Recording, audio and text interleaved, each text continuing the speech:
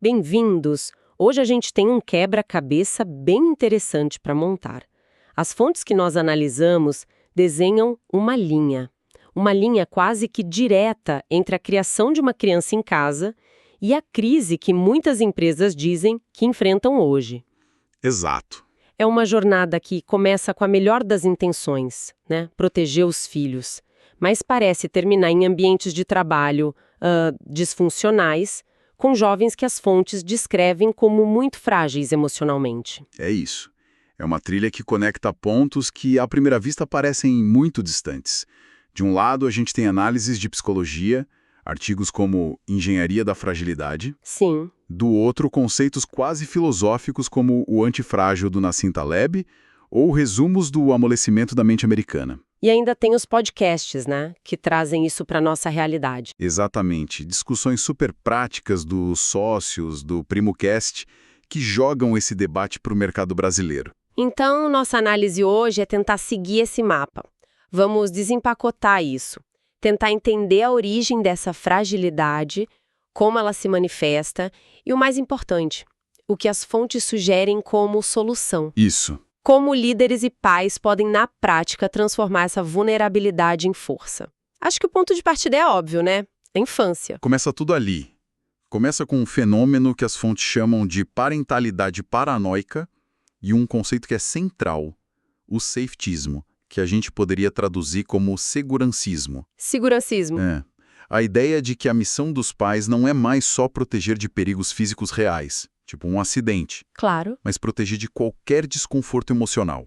Frustração, tristeza, rejeição, tudo vira um dano em potencial que precisa ser evitado a qualquer custo. E isso me lembra aquela frase que apareceu em várias fontes, que é muito forte. A gente trocou o preparar a criança para a estrada por preparar a estrada para a criança. Perfeito. É exatamente isso. A gente está aplainando o caminho, tirando cada pedrinha, cada buraco, na esperança de que a criança nunca tropece. O que é o oposto do que o Taleb fala no Antifrágil. Exatamente o oposto. O Taleb argumenta que certos sistemas, e isso inclui o nosso caráter, eles não apenas sobrevivem ao estresse, eles precisam do estresse para se fortalecer. O exemplo do sistema imunológico. É o melhor exemplo. Se você cria uma criança num ambiente totalmente estéril, ela não desenvolve anticorpos. No primeiro contato com um germe comum, ela fica doente, gravemente. Ou seja, o estresse, a frustração, em doses pequenas, é como se fosse uma vacina para o caráter. É uma vacina, perfeito. Uma vacina para a resiliência emocional. Ao privar a criança de pequenas frustrações, de um não, de resolver um problema sozinha com um amigo, a gente está criando uma espécie de atrofiamento emocional. A gente impede que ela desenvolva os anticorpos para a vida adulta. E qual o resultado prático disso dentro de casa? Como essa criança age? O resultado é o que as fontes descrevem como a síndrome do imperador. A criança que nunca foi contrariada passa a acreditar que o mundo gira em torno dela. Ela que manda. Ela dita as regras, decide o que vai comer, o que a família vai fazer no fim de semana. O não é um limite, é uma ofensa pessoal. Ela não aprende a negociar, a ceder. E aí esse imperador sai do castelo, vai para a faculdade, para o primeiro emprego. E o castelo de cartas desmorona. Um dos artigos conecta isso direto com o fenômeno da geração floco de neve. O termo pode ser meio pejorativo, mas a análise por trás é muito séria. Aponta para o aumento de ansiedade, depressão. Um aumento alarmante. Diante dos desafios normais da vida, uma nota baixa, um feedback mais duro do chefe, eles derretem. A estrutura emocional que deveria ter sido construída tijolo por tijolo na infância, com base nessas pequenas adversidades, simplesmente não está lá. Isso me leva ao próximo passo. Quando a realidade diz não para alguém que foi condicionado a vida inteira a ouvir sim, o que acontece? A reação é só essa tristeza, essa ansiedade, ou pode ir para um caminho mais sombrio? Pode. E as fontes mostram que frequentemente vai.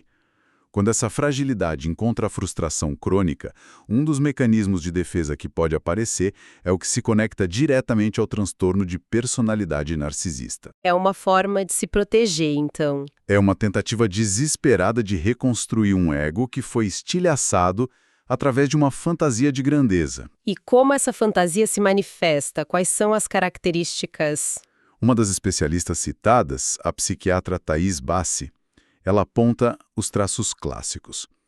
Primeiro, uma necessidade que não acaba nunca de admiração, de validação. O aplauso constante. Isso. Segundo, uma inveja muito destrutiva de quem tem sucesso. Eles veem o sucesso do outro como uma ofensa pessoal. E terceiro, que talvez seja o ponto central, uma incapacidade quase patológica de lidar com qualquer tipo de crítica. Porque por baixo da arrogância... Tem uma autoestima de vidro.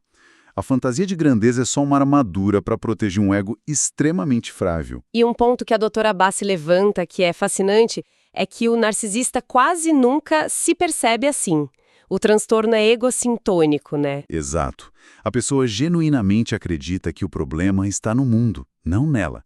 Na cabeça dela, os outros é que são invejosos, incompetentes. Ela é a vítima. Tem até aquela citação marcante. Eu faço terapia para lidar com as pessoas que deveriam fazer terapia e não fazem. É o mantra não oficial de quem convive com um perfil assim. A culpa é sempre externalizada. E quando essa armadura é furada? Uma demissão, uma rejeição amorosa, algo que não dá para ignorar. Aí surge o que os especialistas chamam de raiva narcísica. É uma reação explosiva, totalmente desproporcional. O objetivo não é se defender, é aniquilar a fonte da crítica, humilhar, diminuir, destruir o outro para poder restaurar a própria fantasia de superioridade. E em casos extremos, até onde isso pode ir? No ápice do desvio, as fontes apontam para a violência vicária. É um conceito pesadíssimo, descrito como a forma mais covarde de agressão. Como funciona? O indivíduo, incapaz de processar a rejeição de uma parceira, por exemplo, não ataca ela diretamente. Ele ataca o que ela mais ama e o que é mais vulnerável. Os filhos, os animais de estimação, ele usa eles como instrumentos para infligir a maior dor psicológica possível. É um ponto extremamente sério, mostra a profundidade do abismo, aonde esse desvio pode levar. E, felizmente, no ambiente de trabalho a gente não chega nesse extremo, mas imagino que ecos desse comportamento apareçam de outras formas. Com certeza. O ambiente de trabalho é o teste de estresse final para esse ego, porque uma empresa é, por natureza, uma hierarquia. Tem regras, metas, avaliação. E os dados que as fontes trazem são chocantes. São. Especialmente dos podcasts que a gente mencionou. Eles citam pesquisas sobre a geração Z, que mostram uma dificuldade real em começar, manter e crescer um emprego. Uma propensão muito maior a relatar burnout, ansiedade. Mas teve uma estatística dos Estados Unidos que me marcou muito. Ah, sim. Essa é a mais emblemática. A citação é algo como: quase metade da geração Z nos Estados Unidos dizia: se o meu chefe mandar em mim, eu não quero trabalhar. Nossa! Isso não é sobre não gostar de receber ordens. É uma quebra fundamental na compreensão do que é uma relação de trabalho. A ideia de hierarquia, baseada em experiência, é vista como ofensa e não como uma estrutura que funciona. Então, o que um líder de equipe faz diante disso? Simplesmente desiste ou tem um caminho? O caminho proposto pelas fontes é que o líder precisa se tornar uma espécie de mentor da realidade. Ele precisa adotar o que chamam de liderança antifrágil. É preencher as lacunas de desenvolvimento que a criação superprotetora deixou. Certo, mas isso não pode soar um pouco duro? Muitas empresas hoje falam tanto em segurança psicológica, em criar um ambiente acolhedor. Essa abordagem de mentor da realidade não vai contra isso? Essa é a pergunta-chave, e a distinção é crucial.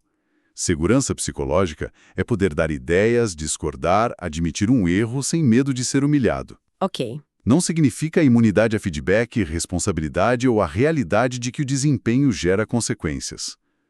A liderança antifrágil não é o oposto da segurança psicológica.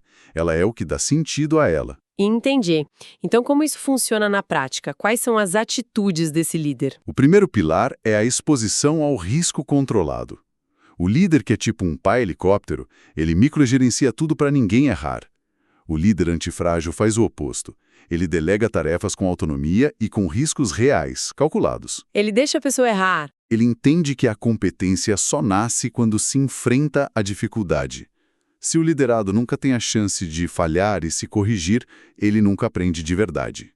Mas isso é arriscado para o próprio líder, não? Se a equipe falha, o resultado do projeto é prejudicado. Sim, e aí que está a arte. Por isso o risco é controlado. Você não entrega o projeto mais crítico da empresa para um novato sem nenhuma supervisão. Você cria desafios progressivos. O risco tem que ser real o suficiente para gerar aprendizado, mas não tão grande a ponto de afundar o navio. Certo. Primeiro pilar, risco controlado. E o segundo? O segundo é combater o raciocínio emocional. Uma das fontes descreve como essa geração foi ensinada que o sentimento é a verdade. Se eu me senti ofendido com esse feedback, então o feedback foi ofensivo. E o que o líder faz? Ele precisa separar as coisas. A abordagem é validar a pessoa, mas não a vitimização. Algo como, eu entendo que esse feedback foi desconfortável para você, mas os dados mostram X e a gente precisa melhorar Y. Vamos focar nos fatos. É ensinar que desconforto não é perigo, é pré-requisito para crescer. E o terceiro ponto que vem direto do Taleb é o pele em jogo, ou skin in the game. Exatamente. Significa criar um ambiente de responsabilidade radical. Ações precisam ter consequências claras. Se um projeto dá certo, a equipe leva o mérito. Se falha, a equipe precisa entender o porquê e sentir o peso disso. É o fim dos prêmios de participação, então. Exato. Acabou. O mérito é por resultado, não só por esforço. Elogio vazio ou recompensa por algo que não gerou valor só reforça aquela mentalidade do imperador que a gente falou. Tem uma analogia nas fontes que amarra tudo isso de forma brilhante. Diz que o líder não deve ser o pai helicóptero que protege o time. Em vez disso, ele deve ser um mentor que fornece o equipamento, aponta a montanha e deixa que eles escalem. Perfeita.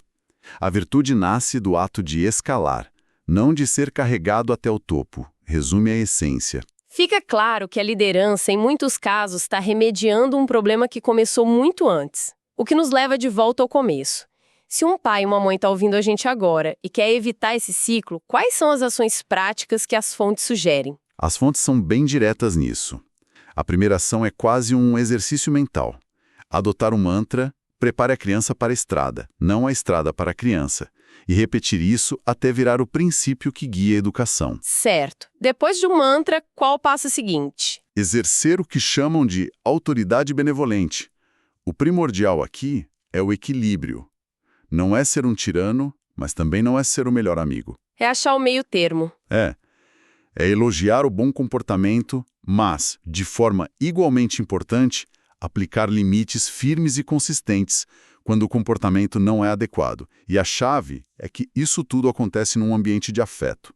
Limite não é o contrário de amor, é uma das suas expressões mais importantes. E a questão do risco que a gente viu na liderança se aplica aqui também. Totalmente. É o terceiro pilar. Exposição ao risco controlado desde cedo. Incentivar a brincadeira não estruturada, sabe, de preferência ao ar livre. Deixar a criança subir numa árvore, usar uma tesoura sem ponta com supervisão, ralar um pouco o joelho. É onde ela aprende a avaliar o perigo, né? Exato. Ela aprende a avaliar risco, a lidar com microfracassos e a desenvolver a autoconfiança que vem de superar um desafio por conta própria. E por último, o mais difícil hoje em dia, o poder do não. Sem dúvida. Uma das fontes é categórica. A frustração na infância não é trauma. É treino. É a vacina que a gente falou no início. Aprender que nem todos os seus desejos vão ser atendidos e que tá tudo bem é talvez a lição mais crucial para a saúde mental na vida adulta. O não dito com amor ensina paciência, resiliência e respeito. Então, recapitulando a jornada, o fio da meada ficou bem claro. Começa com uma parentalidade paranoica que, ao tentar preparar a estrada, acaba criando a síndrome do imperador. Sim. Esse indivíduo, quando encontra a frustração do mundo real, pode desenvolver traços narcisistas. Ele chega no mercado de trabalho despreparado, o que exige dos líderes uma liderança antifrágil, quase como um mentor da realidade. Exato. E a solução de longo prazo nos joga de volta para o começo. A necessidade de reestruturar a paternidade em torno da responsabilidade, dos limites e da exposição à realidade. O que, no fim, deixa uma questão importante no ar, né? Se uma cultura inteira passa a ver o desconforto emocional não como parte do crescimento, mas como um perigo que precisa ser eliminado a todo custo, essa cultura não estaria, sem querer, projetando seu próprio enfraquecimento ao formar indivíduos e líderes despreparados para a inevitável volatilidade do futuro?